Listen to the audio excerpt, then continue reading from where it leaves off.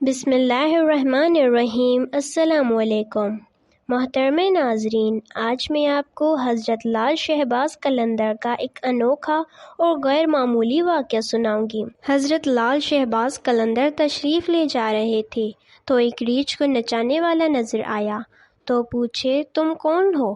تو بولا میں قلندر ہوں۔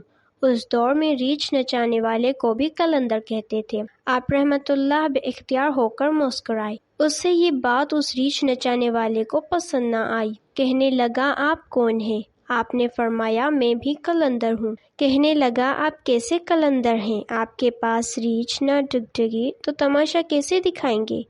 آپ نے فرمایا پہلے تم دکھاؤ پھر میں دکھاتا ہوں۔ ریچھ والے نے ڈگڈگی بجائی اور ریچھ کھڑا ہو کر ناچنے لگا۔ ریچھ والے نے آپ سے کہا اب آپ کی باری۔ حضرت لال شہباز قلندر دو درختوں کی ٹہنیوں پر کھڑے ہو گئے اور ریچھ والے کو فرمایا کہ نیچے سے گزر جاؤ، مگر یاد رکھنا آگے جانا مگر واپس کبھی مت آنا۔ جیسے ہی ریچھ والا نیچے سے گزرا ماحول ہی بدل گیا، نہ وہ سورج کی گرمی نہ گرد و غبار، جہاں تک نظر دیکھ سکے خوبصورت پہاڑ، سرسبزاں وادیاں، نہ موسم گرم نہ ٹھنڈا۔ ابھی اسی سوچ میں ہی تھا کہ دیکھا ایک عظیم لشکر سپاہیوں کا گھوڑوں پر سوار تیزی سے اس کی طرف بڑھ رہا ہے۔ وہ گھبرا گیا کہ آج تو جان گئی۔ پاس پہنچ کر لشکر رکا اور سپہ سالار آگے بڑھا۔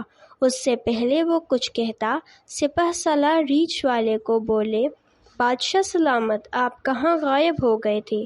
آپ کی سلطنت آپ کا انتظار کر رہی ہے اور ملکہ عالیہ کا رو رو کر برا حال ہوا ہے۔ اب وہ حیران و پریشان شاہی گھوڑے پر سوار ہو کر ساتھ چل دیا۔ جب محل میں پہنچا تو عظیم و عالیشان عمارات دیکھ کر حیران ہوا۔ اندر داخل ہوا تو خوبصورت ملکہ گلہ شکوہ کرتی لپٹ گئی۔ کہاں رہ گئے تھے آپ؟ سب بھول کر نہا دھو کے شاہی پوشاک پہن کر تخت پر بیٹھ گیا۔ سالوں گزر گئے، بچے ہوئے، پھر شہزادے بڑے ہو گئے، بڑھاپا آ گیا، جسم سے جان، منہ سے ذائقہ چلا گیا۔